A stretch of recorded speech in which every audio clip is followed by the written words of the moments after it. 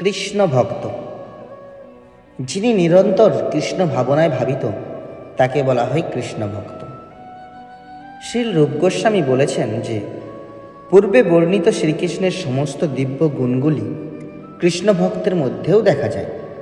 কৃষ্ণ ভক্তদের দুটি ভাগে ভাগ করা যায়, যারা দিব্যমুখ ধামে প্রবেশ করার জন্য ভগবত ভক্তির সাধন করেন এবং যারা ইতিমধ্যেই ভগবত ভক্তির সিদ্ধ অবস্থা প্রাপ্ত হয়েছে, যার হৃদয়ে শ্রীকৃষ্ণের প্রতি আসক্তির উদয় হয়েছে এবং জড়জাগতিক অনর্থগুলি থেকে সম্পূর্ণভাবে মুক্ত হতে না পারলেও যিনি ভগবত ধামে প্রবেশ করার যোগ্যতা অর্জন করেছেন তাকে সাধক বলা হয়। সাধক কথাটির অর্থ হচ্ছে যিনি কৃষ্ণ ভাবনায় অনুশীলন করেছেন। শ্রীমদ্ ভগবতের একাদশ স্কন্ধে এই ধরনের ভক্তের বর্ণনা রয়েছে। সেখানে বলা হয়েছে, ভগবানের প্রতি যিনি অনন্য ভক্তিপরায়ণ, ভগবত ভক্তের প্রতি যিনি মৈত্রী ভাবাপন্ন, অজ্ঞানদের যিনি ভক্তিমার্গে নিয়ে এসে কৃপা করেন এবং ভগবত বিদ্বেষীদের উপেক্ষা করেন, তিনিই হচ্ছেন ভগবত ভক্তির সাধক। কেউ যখন ভগবানের লীলা শ্রবণ করে অশ্রু বিসর্জন করেন তখন বুঝতে হবে যে এই জলধারার প্রভাবে ভবমহাদাবাগ্নি নির্বাপিত হয়ে যাবে। যার শরীর পুলকিত ও রোমাঞ্চিত হয় তিনি অচিরেই সিদ্ধিলাভ করবেন বলে বুঝতে হবে। সাধক ভক্তের দৃষ্টান্ত হচ্ছেন শ্রী বিল্বমঙ্গল ঠাকুর।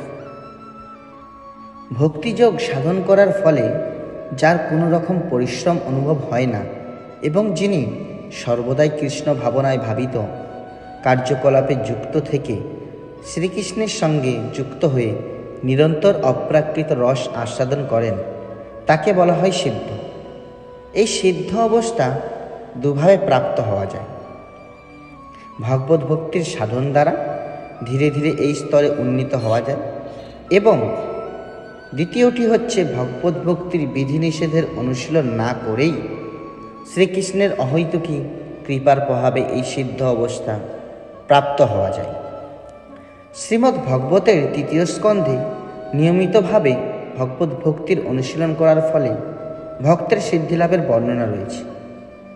জড় অস্তিত্বের মিথ্যা অহংকার থেকে মুক্ত পুরুষ অথবা উন্নত স্তরের যোগী বৈকুণ্ঠ নামক ভগবত ধামে প্রবেশ করতে পারেন।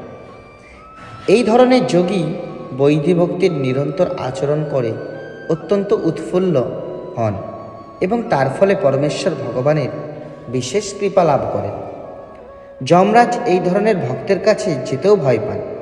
সুতরাং এর থেকে আমরা উত্তম ভক্তের শক্তি অনুমান করতে পারি। বিশেষ করে ভক্তরা যখন একত্রিত হয়ে পরমেশ্বর ভগবানের লীলা আলোচনা করেন, সেই সমস্ত ভক্তরা এমনভাবে তাদের অন্তরের অনুভূতির কথা ব্যক্ত করেন যে আপনা থেকেই তাদের হৃদয় দিব্য আনন্দে দ্রবীভূত হয় এবং তাদের শরীরে নানা রকম দিব্য লক্ষণ দেখা যায়। যে মানুষ ভগবত ভক্তির পথে উন্নতি সাধনে অভিলাষী তাকে এই ধরনের ভক্তদের আদর্শ অনুসরণ করতে হবে। প্রহ্লাদ মহারাজ বলেছেন যে উত্তম ভক্তদের পদধূলির দ্বারা অভিষিক্ত না হলে ভক্তিমার্গে সিদ্ধিলাভ করা যায় না। মার্কণ্ডেয় ঋষির মতো তত্ত্বজ্ঞানী পুরুষেরাও বৈধি ভক্তি অনুশীলন করে ভক্তিমার্গে সিদ্ধিলাভ করেছেন। কৃপা সিদ্ধির উদাহরণ হচ্ছেন শ্রীমদ্ ভাগবতে বর্ণিত যজ্ঞপত্নীরা। ভগবান শ্রীকৃষ্ণের কৃপায় ব্রাহ্মণ পত্নীদের ভগবত প্রেমে বিভোর হতে দেখে ব্রাহ্মণেরা পরস্পরের সঙ্গে বলাবলি করছিলেন, কি আশ্চর্যের বিষয়! এই মহিলারা উপনয়ন সংস্কার ব্যতীত, গুরুকুলে বিদ্যাভ্যাস ব্যতীত ব্রহ্মচর্য, তপ, ত্যাগ, মীমাংসা, শৌচ অথবা শুভকর্মের আচরণ না করেই শ্রীকৃষ্ণের কৃপার ফলে মহাযোগীদেরও দুর্লভ সুদৃঢ় ভক্তি প্রাপ্ত হয়েছে। আর আমরা ব্রাহ্মণেরা যদিও নানা রকম ধর্মীয় অনুষ্ঠান করেছি, তবুও আমরা তা লাভ করতে পারিনি। নারদমুনি শ্রী সুখদেব গোস্বামীকে এইভাবে সম্বোধন করেছেন, হে সুখদেব, তুমি কখনো গুরুর কাছে বিদ্যা অধ্যয়ন করনি, কিন্তু তবুও তুমি দিব্যজ্ঞান লাভ করেছ। তুমি কখনো কঠোর তপস্যা করনি, তবুও কি আশ্চর্যের বিষয় যে তুমি ভগবত প্রেমের অবস্থা প্রাপ্ত হয়েছ। শ্রী সুখদেব গোস্বামী ও যজ্ঞপত্নীরা হচ্ছেন কৃপাসিদ্ধ ভক্তের প্রতীক। নিত্যসিদ্ধ, যারা শ্রীকৃষ্ণের মতো সৎ চিত আনন্দ আদি গুণ প্রাপ্ত হয়েছেন এবং যারা প্রেমপূর্ণ সেবার দ্বারা শ্রীকৃষ্ণকে আকর্ষণ করতে পারেন, তাদের বলা হয় নিত্যসিদ্ধ ভক্ত। জীব দুই প্রকারের, নিত্যসিদ্ধ ও নিত্যবদ্ধ। নিত্যসিদ্ধ জীব কখনো ভগবানকে ভুলে না গিয়ে নিরন্তর কৃষ্ণ ভাবনায় ভাবিতে থাকেন, আর নিত্যবদ্ধ জীব শ্রীকৃষ্ণের সঙ্গে তার সম্পর্কের কথা ভুলে গেছে।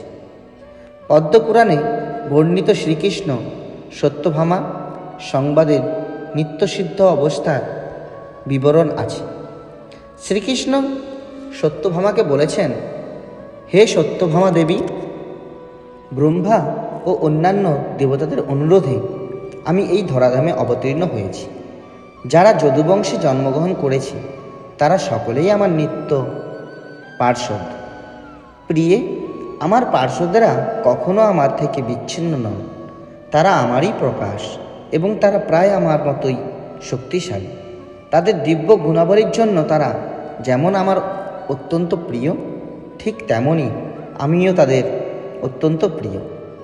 যিনি এই ধরাধামে অবস্থানকালে পার্ষদ সহ শ্রীকৃষ্ণের লীলাবিলাস শ্রবণ করে উৎফুল্ল হন, তিনি অবশ্যই নিত্যসিদ্ধ। শ্রীমদ্ ভগবতের দশম স্কন্ধে বলা হয়েছে, আহা, নগ্নগোপ আদি বৃন্দাবনবাসীরা কি পরম সৌভাগ্যবান। পরম ব্রহ্ম পরমেশ্বর ভগবান তাদের পরম আত্মীয়রূপে লীলাবিলাস করছেন। এই রকম আরেকটি শ্লোক শ্রীমদ্ ভাগবতের দশম স্কন্ধে শ্রীকৃষ্ণের গিরি গোবর্ধন ধারণলীলা সম্বন্ধে বর্ণিত হয়েছে। শ্রীকৃষ্ণ যখন গিরি গোবর্ধন ধারণ করেন, তখন তার আশ্রিত গোপেরা বিস্ময়ে হতবাক হয়ে নন্দ মহারাজকে প্রশ্ন করেন, হে মহারাজ নন্দ, কৃষ্ণের প্রতি আমরা যে এত গভীরভাবে অনুরক্ত এবং সেও যে আমাদের প্রতি এইভাবে অনুরক্ত, তার কারণ কি? তার অর্থ কি এই নয় যে তিনি হচ্ছেন সকলের অন্তর্যামী পরমাত্মা? সমস্ত ব্রজবাসী ও দ্বারকাবাসীরা অর্থাৎ গোপেরাও যদুবংশীয়রাও শ্রীকৃষ্ণের নিত্যসিদ্ধ ভক্ত। ভগবান যেমন তার অহৈতুকী কৃপার প্রভাবে এই জগতে অবতরণ করেন, তেমনি তার লীলায় সহায়তা করার জন্য এই সমস্ত ভক্তরাও তার সঙ্গে এখানে আসেন। তারা সাধারণ জীব নন অথবা বদ্ধজীব নন, তারা সকলেই নিত্যমুক্ত ভগবৎ পার্ষদ। এই জগতে অবতীর্ণ হয়ে ভগবান যেমন একজন সাধারণ মানুষের মতো আচরণ করেন, তেমনি ব্রজবাসী ও যাদবেরাও ঠিক সাধারণ মানুষের মতো আচরণ করেন, কিন্তু প্রকৃতপক্ষে তারাও সাধারণ মানুষ নন, তারা শ্রীকৃষ্ণের মতোই মুক্ত। পদ্মপুরাণে উত্তরাখণ্ডে বর্ণনা করা হয়েছে, রামচন্দ্র যেমন সংস্কর্ষণের অংশ লক্ষণ ও প্রদ্যুম্নের অংশ ভরত সহ অবতরণ করেন, তেমনি যদুবংশীয়রাও বৃন্দাবনের গোপেরাও শ্রীকৃষ্ণের দিব্যলীলা অংশগ্রহণ করার জন্য তার সঙ্গে অবতরণ করেন।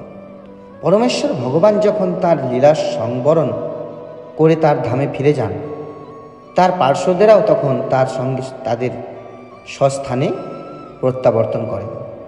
আমাদের সবসময় মনে রাখা উচিত, তারা কখনোই জড়জাগতিক অবস্থার দ্বারা বদ্ধজীব নন, তারা সর্ব অবস্থাতেই চিন্ময় স্তরে অধিষ্ঠিত। ভগবদ্গীতায় ভগবান নিজেই বলেছেন যে তার জন্ম ও সমস্ত কার্যকলাপ দিব্য, তেমনি তার পার্শ্বদের জন্মকর্মও দিব্য। নিজেকে কৃষ্ণ বলে মনে করা যেমন অপরাধ, তেমনি নিজেকে যশোদা, নন্দ অথবা অন্য কোনো ভগবৎ পার্ষদ বলে মনে করাও অপরাধ। আমাদের সবসময় মনে রাখতে হবে যে তারা নিত্যমুক্ত, কোনো অবস্থাতেই তারা জড়জগতের বন্ধনে আবদ্ধ নন। শাস্ত্রে বর্ণনা করা হয়েছে যে কংসের অরি শ্রীকৃষ্ণের মধ্যে 64টি দিব্যগুণ রয়েছে এবং যে সমস্ত নিত্যমুক্ত জীব তার সঙ্গে রয়েছেন তাদের মধ্যে প্রথম 55টি রয়েছে সেই সম্বন্ধে কোনো সন্দেহ নেই। এই ধরনের ভক্তরা পরমেশ্বর ভগবানের সঙ্গে শান্ত, দাস্য, সখ্য, বাৎসল্য ও মাধুর্য এই 5টি রসের যে কোনো একটি রসের দ্বারা সম্পর্কিত।